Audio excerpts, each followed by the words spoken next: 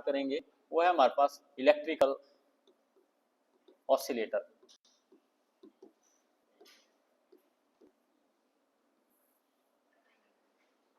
तो electrical oscillator, तो जैसा कि मैंने बात की थी शुरू में ही चैप्टर के, जब आपका पहला चैप्टर स्टार्ट हुआ था, मैंने बोला था कि हमारे पास दो तरह के अनडैम्प्ड ऑसिलेटर होते हैं, एक मैकेनिकल ऑसिलेटर, दूसरा इलेक्ट्रिकल ऑसिलेटर। और जो मैकेनिकल ऑसिलेटर है उसके केस में जो हमारे पास वेरिएबल क्वांटिटी होती है वो आपकी एक्स होती है, जिसको हम डिस्प्लेसमेंट बोलते हैं। लेकिन इलेक्ट्रिकल ऑसिलेटर के केस में हमारे पास जो वेरिएबल क्वांटिटी होती है वो हमारे पास क्यू होती है, जिसको कि हम चार्ज बोलते हैं।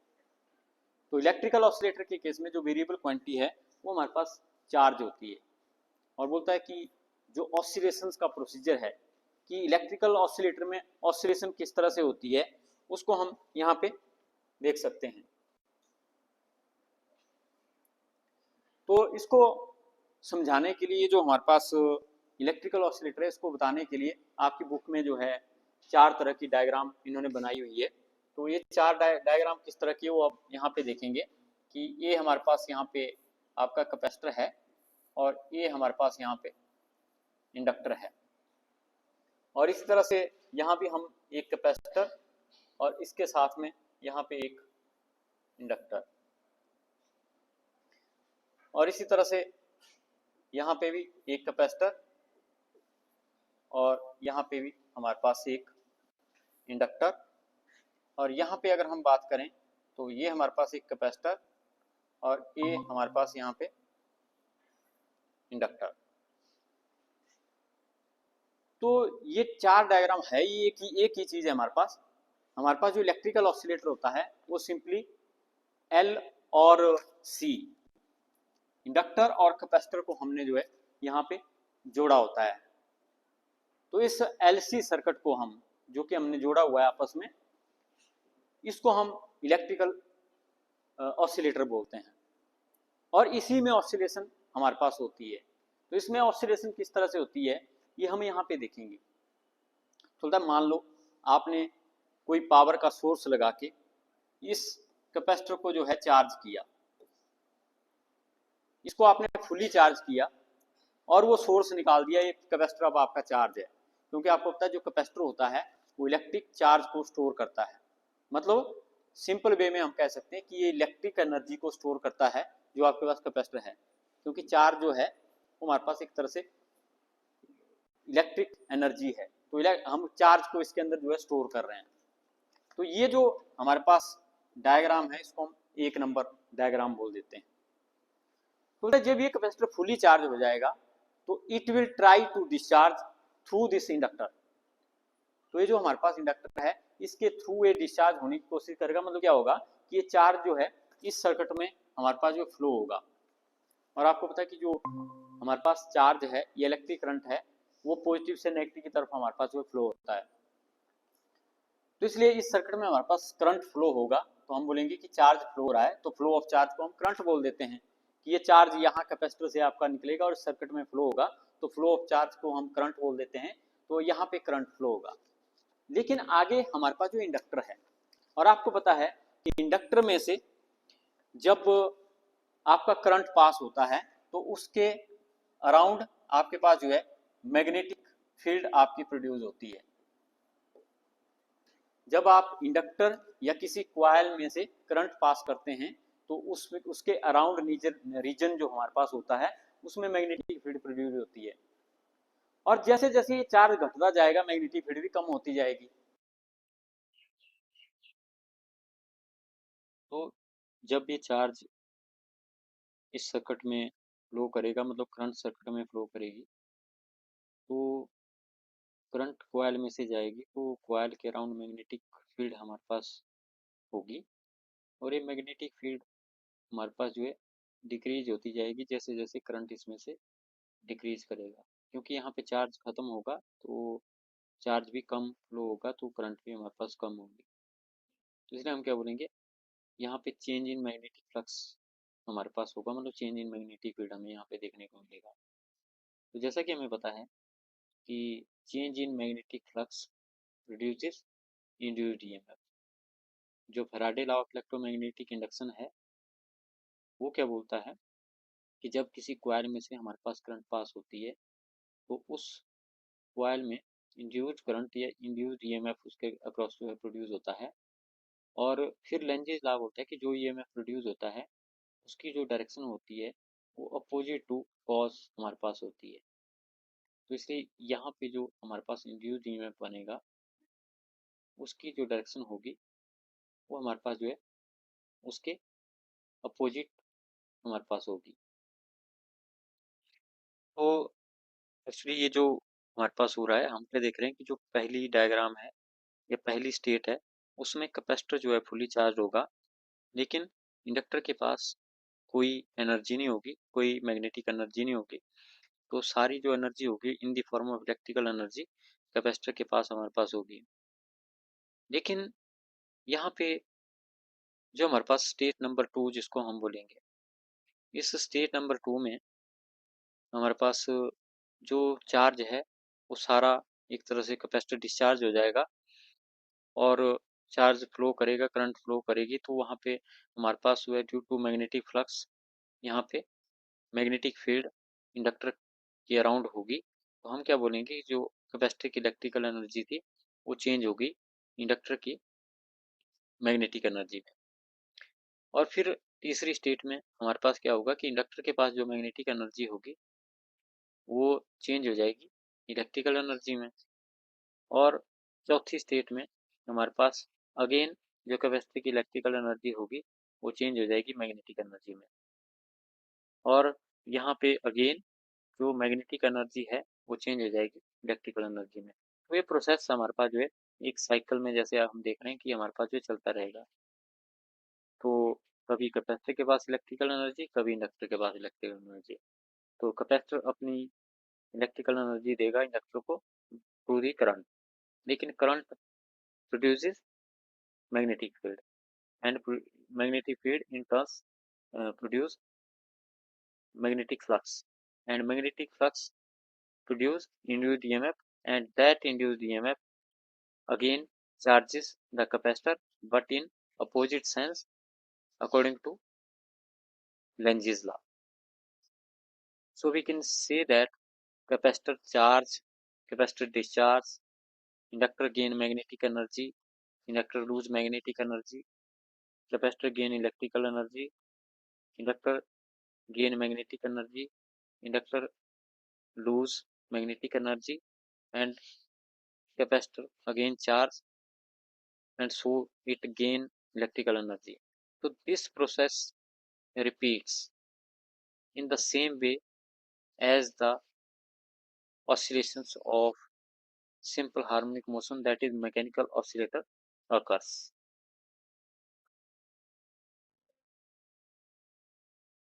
अब हम इस इलेक्ट्रिकल ऑसिलेटर का कंपैरिजन सिंपल एक मैकेनिकल ऑसिलेटर से करते हैं। तो जैसे कि हमारे पास मैकेनिकल ऑसिलेटर है, एक सिंपल पेंडुलम हम मान लेते हैं, क्योंकि ये भी मैकेनिकल ऑसिलेटर की तरह बिहेव करता है। तो हमें पता है कि मेन पोजीशन में डिस्प्लेसमेंट जो है 0 होती है और एक्सट्रीम पोजीशन E2 पे डिस्प्लेसमेंट जो है मैक्सिमम होती है, जिसको कि हम एम्पलीट्यूड यहाँ पे बोलते हैं।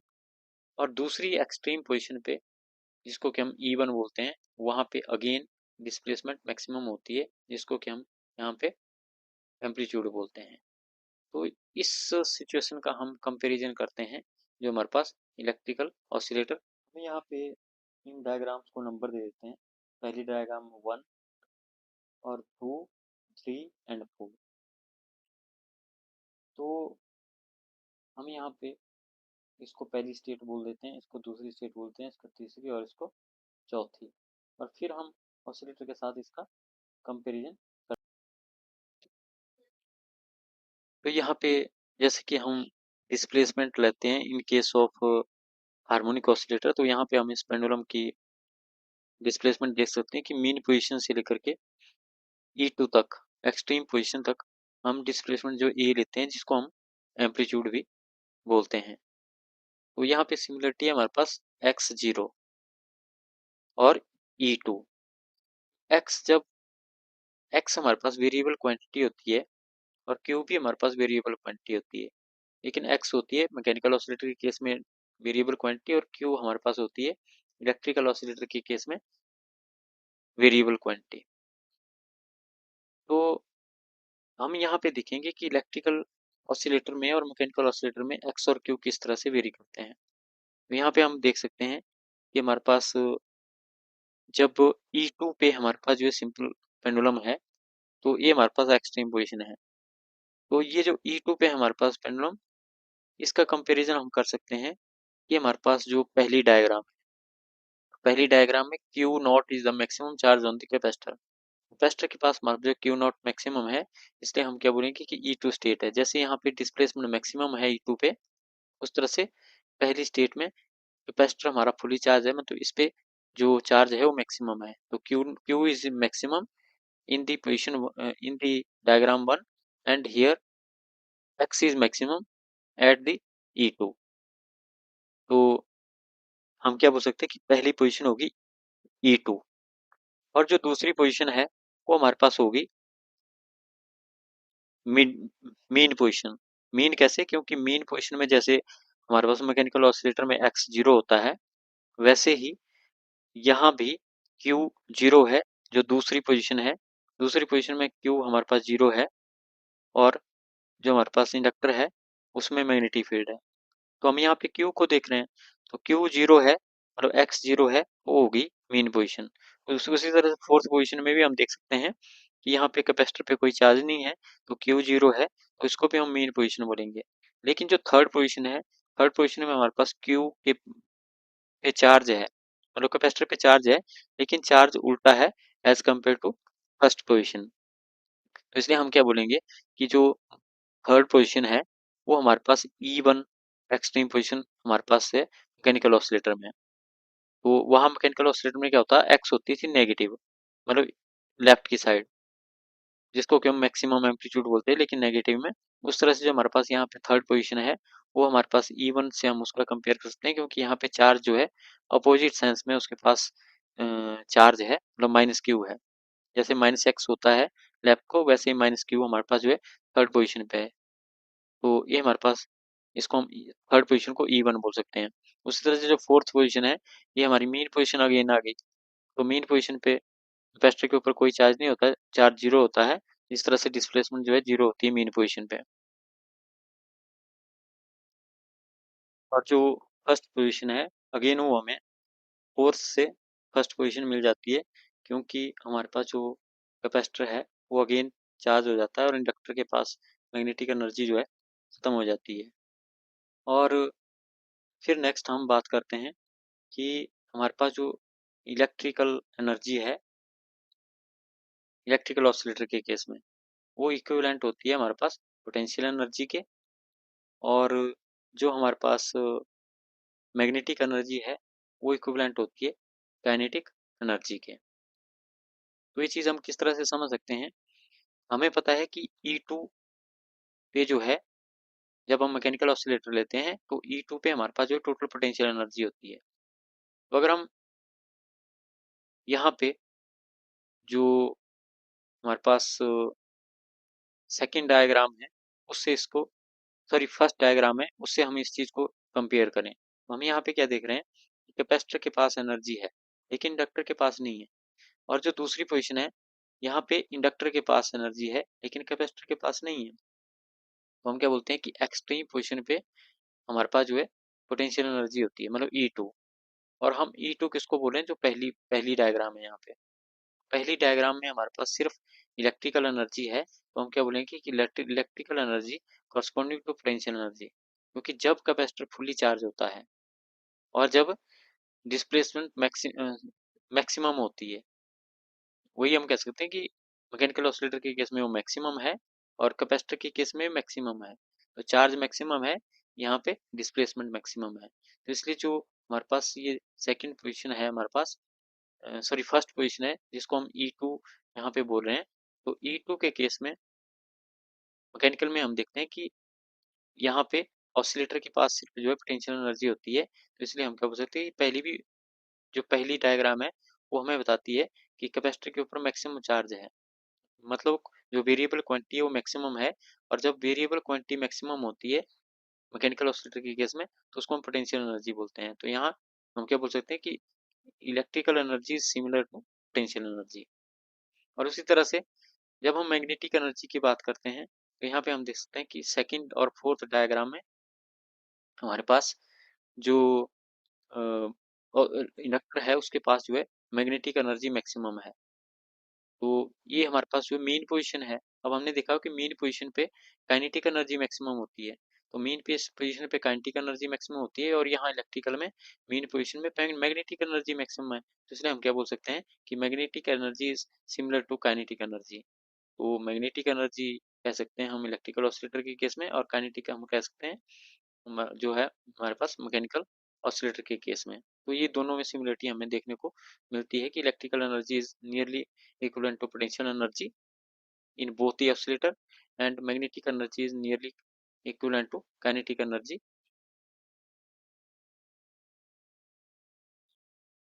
तो हमारे पास जो स्प्रिंग है मैकेनिकल ऑसिलेटर के केस में, वो स्प्रिंग का जो काम है मैकेनिकल ऑसिलेटर में, वो काम करता है कैपेसिटर इलेक्ट्रिकल ऑसिलेटर के केस में।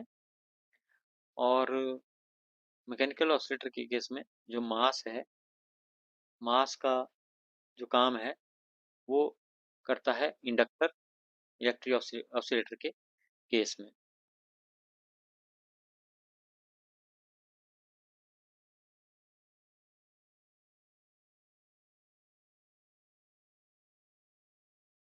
फिर हम इसके बाद करेंगे नेक्स्ट आर्टिकल, वो है हमारे पास equation of damp electrical oscillator.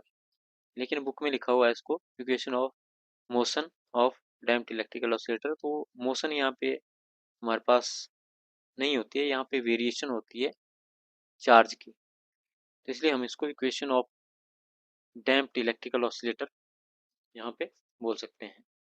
और ये जो हमारे पास डैम्प्ड इलेक्ट्रिकल ऑसिलेटर की डिफरेंशियल इक्वेशन है, इसको पहले हम डिराइव करेंगे, फिर उसके बाद हम इसका सोल्यूशन भी फाइंड आउट करेंगे।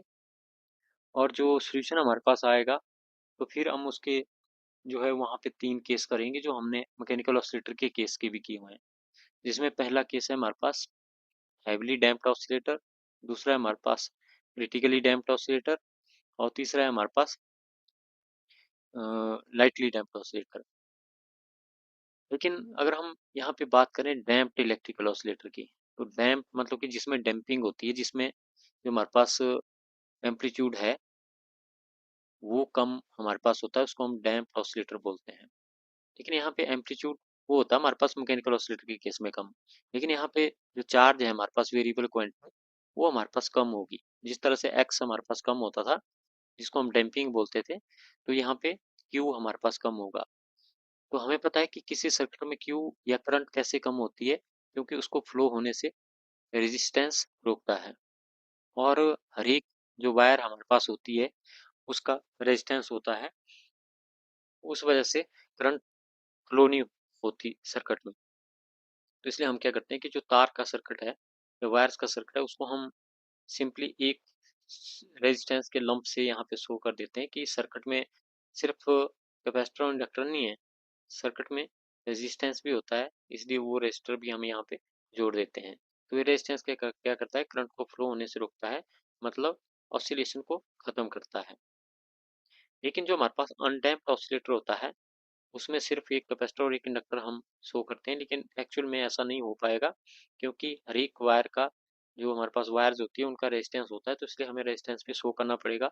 तो अनडैम्प्ड ऑसिलेटर एक आइडियल केस है जिसमें ऑसिलेशन कभी डाई नहीं होती। तो उसमें ऑसिलेशन जो है हमारी काफ़ी पर देर तक रहती है। हम बोलते हैं कि बहुत लंबे टाइम तक रहती है, ऑसिलेशन कभी ख़त्म नहीं होती। लेकिन ये पॉसिबल नहीं है। तो एक्चुअल जो केस है हमारे पास, वो है कि हमारे पास सर्किट का रेजिस्टेंस भी है। तो इस रेजिस्टेंस की वजह से करंट फ्लो होने से रुकेगी और धीरे-धीरे जो ऑसिलेशंस हैं चार्ज की, Q की वैल्यू वो धीरे-धीरे खत्म हो जाएगी, और जब T इन्फिनिटी हो जाएगा तो X की वैल्यू हमारे पास जो 0 हो जाती है, या Q की वैल्यू हमारे पास यहाँ पे 0 हो जाएगी।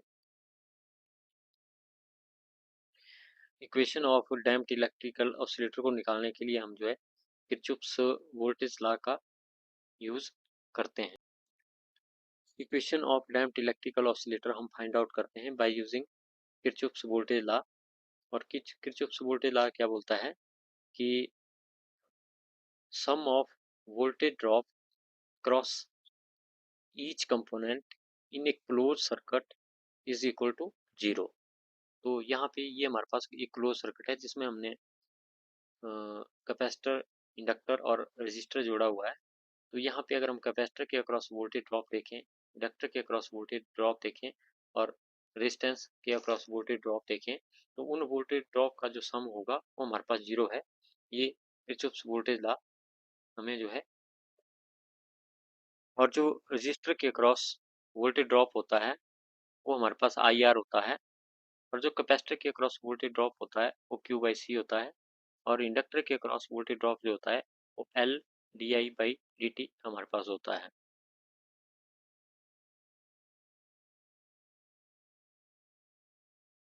और हम बात करते हैं एट एनी टाइम टी, कि मान लो इस कैपेसिटर के ऊपर चार्ज अगर क्यू है, at any instant of time T, अगर इस कैपेसिटर के ऊपर हमारे पास चार्ज है, अगर वो क्यू है, तो हम क्या बोलेंगे इस केस में, हमारे पास जो इस सर्किट में हमारे पास जो करंट फ्लो होगी वो हमारे पास d q by d t हमारे पास होगी, क्योंकि rate of flow of charge को हम करंट बोलते हैं और आई को हम d q by d t लिखते हैं।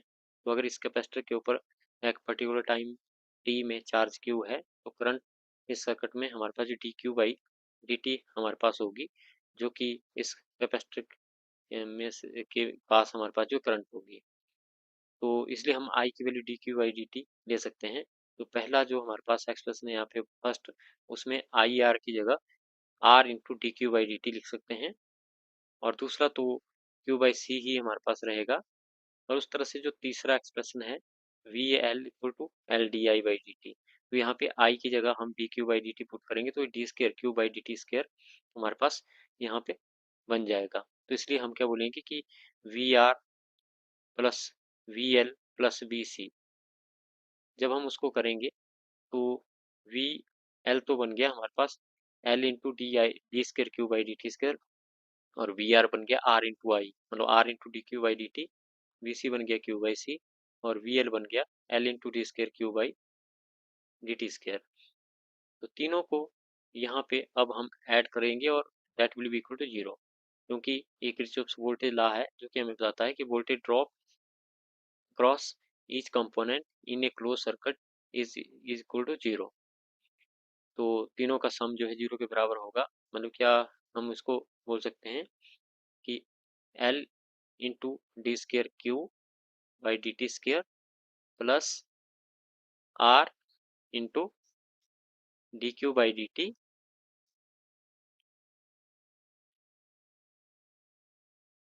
प्लस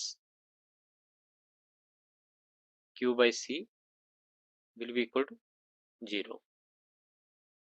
तो ये ऐसी ही इक्वेशन हमारे पास पहले भी आई थी जब हमने मैकेनिकल ऑसिलेटर किया था।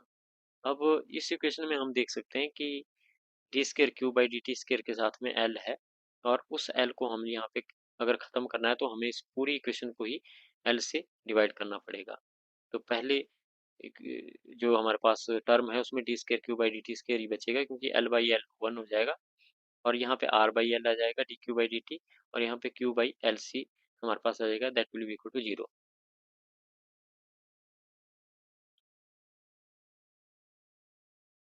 फिर यहाँ पे हम क्या करेंगे कि जो आर बाई एल है, आर बाई एल को हम टू बी ले लेंगे, जैसे हमने मैकेनिकल ऑसिलेटर में स्मॉल आर बाई एम को हमने टू बी लिया था, वहाँ पे हमने स्मॉल आर बाई एम को टू बी लिया था।